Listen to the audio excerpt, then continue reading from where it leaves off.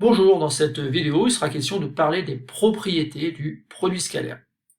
Alors pour commencer, donc dans cette vidéo, vous verrez donc les propriétés. Je ne vais pas démontrer ces propriétés, on va les admettre afin de pouvoir faire des exercices en classe de première. Et donc on va commencer par une première propriété. Pour tout vecteur u, v, w et pour tout réel lambda, on a une première propriété assez évidente. D'ailleurs, vous allez voir qu'elles sont toutes évidentes. Le produit scalaire UV est égal au produit scalaire tout simplement VU. On dit en mathématiques que c'est commutatif, dans le sens où on peut changer l'ordre ici des vecteurs, un peu comme dans la multiplication avec les réels.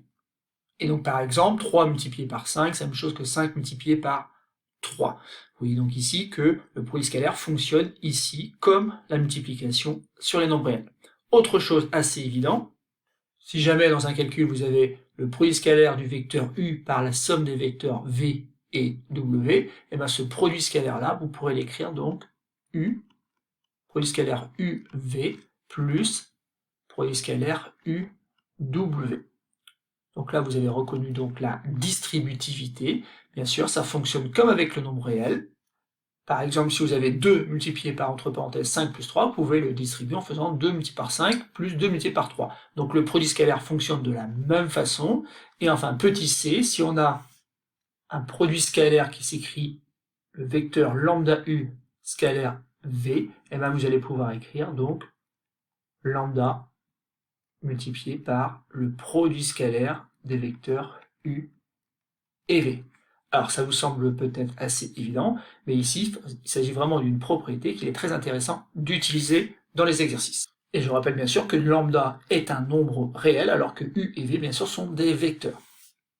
Passons maintenant à une nouvelle propriété. Pour tout vecteur u et v, si vous avez la somme u plus v comme ça au carré, je rappelle que cela signifie que vous êtes en train de faire le produit scalaire du vecteur u plus v par le vecteur u plus v.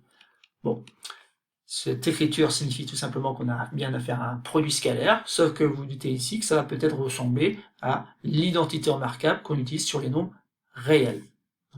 Et donc sans trop de surprise ici, ça va donner donc le vecteur u au carré, plus le double produit, mais comme on est sur des vecteurs, ça va être 2 fois le produit scalaire uv plus donc v au carré. Alors je rappelle bien sûr que u au carré, c'est rien d'autre que la norme du vecteur u au carré, puisque ça correspond tout simplement à u scalaire u. Et on a la même chose bien sûr pour le vecteur v.